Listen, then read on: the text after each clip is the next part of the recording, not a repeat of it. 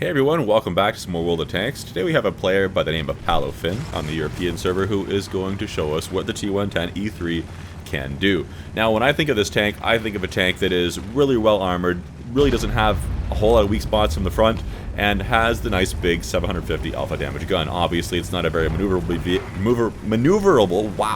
vehicle. My words aren't maneuverable either. And, well, every tank has its trade-offs, so that's fine. What's this AMX doing up here? He is being pounded from over where Alex just looked on that hill towards the center, and I guess he's decided that's where the fight's going to be. So does that mean that Alex is going to get shot in the side here? No. Alex decided to just keep motoring on. Figured if he got spotted, there probably wouldn't be a lot of time for enemies to shoot him, and it looks like those enemies are probably a little bit distracted with the rest of his team now. So he is now going to get himself in position. Hopefully he's the first one here, so he didn't get shot in the side here trying to set up position. And he is going to see what he can do to find a spot to, hit any enemy vehicles that decide to poke around that corner and catch them by surprise. Well, he's not quite tall enough to see over top of that rock, so he's got to go with the old-fashioned sit beside it thing, which is not great for him because now he's going to potentially be showing off that lower plate. And let's face it, that hatch, that viewport, that gun turret, whatever it is on top of this vehicle, is not really a weak spot, not as much as you would expect it to be anyway. It's not a whole lot weaker feeling than most of the rest of the tank, especially if you're in something like a 60 TP, where I often find myself in shooting at this thing, and the 60 TP has bad penetration. And that TVP actually just took a hit there. That was a connecting shot.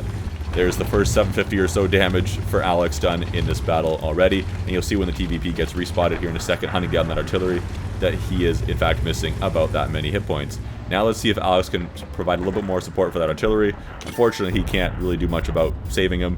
He decided not to take the really risky shot there, which actually is going to work out. He's going to be patient here, wait for the best shot possible, and connect another one onto that TVP. And the E75 on the east flank there actually managed to finish off that TVP right after it went unspotted there. So that is no longer a threat, which is really good. There's not any worry of some powerful autoloader tank rolling up behind any of Alex's teammates here and doing some serious damage. To this M4, I don't know what he was thinking, but he just rolled around the corner and sacrificed the rest of his hit points. He probably didn't achieve a whole lot this battle, but that's okay. But now Alex is fighting a T110E4. T110E4 has, well, the turret, of course, that can actually traverse, which is an advantage for it, but it sacrifices a lot of that armor on the front. And as you can see there by the green dot in the middle, there is plenty of places that Alex can blow through that armor with his standard rounds without any problems whatsoever. And I don't know if that E4 knew that he could be shot through the little gap underneath that AMX M4's turret or not. So now Paolo is going to sit back and wait, and hopefully hold off this flank almost on his own. I mean, he's got some allies back there behind him, but they're a little bit busy. Kind of worried about the other center area that is not looking the hottest, to be honest, although they are doing some work over there, but yeah, maybe not enough. And he is going to be alone here against what appears so far to be the T110E4 and the K91. So the K91 is going to have a hard time probably on this hill, at least with gun depression, if they don't plan that out correctly. So they've got to be a little bit smart, and of course the T110E3 from the front, like I said, is quite tough. It looks like Alex is just trying to bait a shot here, make that T110E4 miss or bounce, just like that. It only hits Paulo's track, and now he has all the time in the world to roll around that corner and put one into the side of that E4, or the front of the E4. The K91 gets a shot in return, but I think that trading 700 and something damage for about 300 is more than worth it. And now he is going to get the chance to finish off that T110E4. That's another thing that turreted vehicles often have as a disadvantage versus their unturreted counterparts. Reload time. You want a turret, it's going to cost you armor, it's going to cost you reload time, it's going to cost you a few other things. So now Alex has to fight this BZ, waiting for that K91 to come around the corner behind him. You can see he's keeping an eye out, and there's also a convoy that has arrived on the scene here. This is putting Paolo into a very bad situation, as that K91 is now appearing behind him on the scene, putting him into a very rough 1 versus 3. It's only going to take a couple more shots here for the enemy vehicles he's fighting to finish him off. This is a very dire situation, and, well, that VZ is kind of panicking, though. He's like, get me out of here. I don't know why. Why is the convoy firing high explosive? The K91 bounces a shot off the butt. What's going on here? So, still, it's a bad situation, and I'm not sure what Alex is going to do.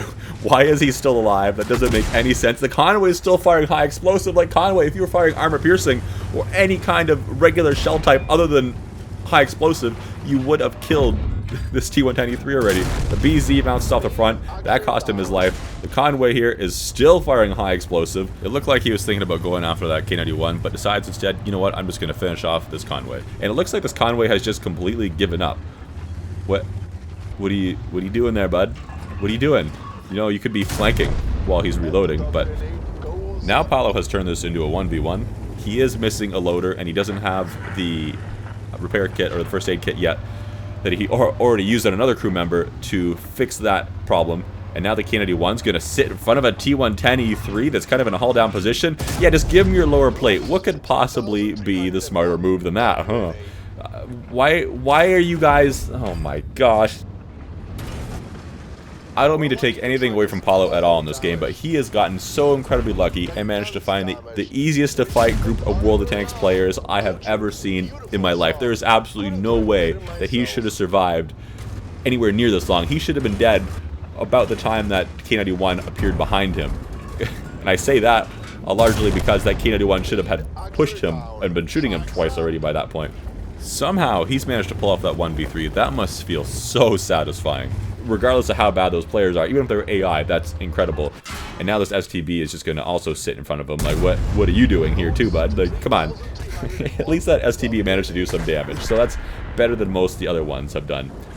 And just like that, there's the victory. I think we can say without a doubt that he has managed to carry this flank and probably secure the win for his team, regardless of how good the enemy players may or may not have been. So just like that, there's 8,600 damage done this game.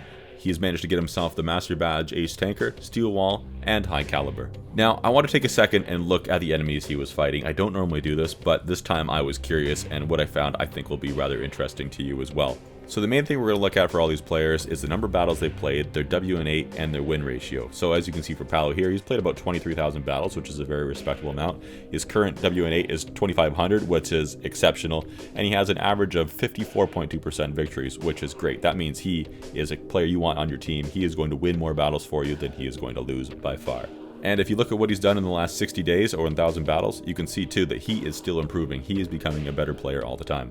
So let's see if I can embarrass myself a little bit next to Paolo. So here I am as kind of a baseline. You can see I have 28,000 battles, so not a whole lot more than Paolo has. My current WN8 is about 2,000, which is still really good, but not as good. And you can see over the last 60 days or 1,000 battles, mine hasn't really increased really at all. It's about the same. So I'm kind of, I've plateaued with my skill level here. And I have a 53.7% win ratio, so again, good, but not nearly as good as Paolo. But just wait. Now, here are the stats from the BZ58-2 that Paolo was fighting. As you can see, he has 112,000 battles in World of Tanks. Holy moly! And, well, his win rate is 800. Not as impressive. He's slightly, perhaps, improved over the last 1,000 battles, and his win ratio is only 46%. Yikes, that's not the greatest. But wait, it gets worse. Here's the stats from the Conway. As you can see, he has about 7,000 battles. His WN8 is even lower, about 650, and he's not really improving too much. So maybe at 112,000 battles, he might be as good as the previous one we just looked at, and his win ratio is even worse, 45.8%. Yikes, again. And I think this also states why that K91 wasn't flanking, wasn't pushing the rear of Paolo here at all. He has 2,500 battles, which we can give him a little bit of leeway here. That's not really that many battles. It is, but it isn't. His WN8 is less than 400. That's a little bit painful. And again, he's not really improving. And his win ratio is 42%. I don't think I could get mine that low if I tried. That's like actively fighting against your team the entire time, I think.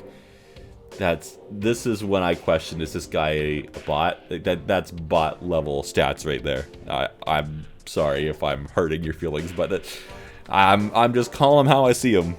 Now, on one hand, I'm jealous that Paolo gets to fight all these vehicles and take them down and win that epic battle like that. But then you look at it like this after and you go, well, was it really that epic? Was I just fighting a few bot level players? Was it really, you know?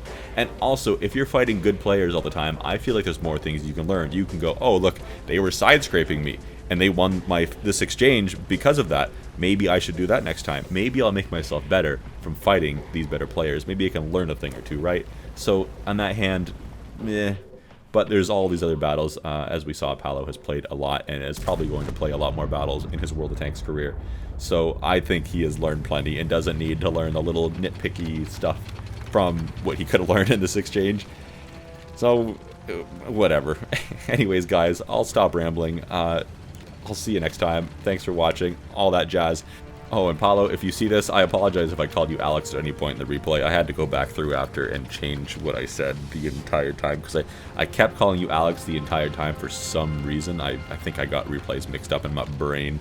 But forgive me. I'm sorry.